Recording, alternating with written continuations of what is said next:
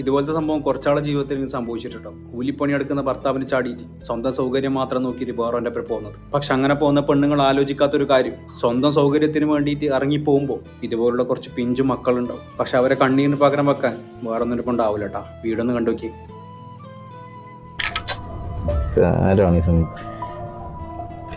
എന്നാ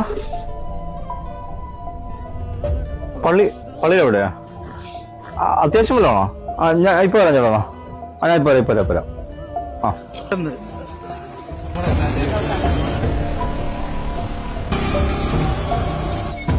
എന്നാ ഏട്ടാ നിന്റെ മാലയാണോ വണ്ടി ഇരിക്കണം നോക്കണം.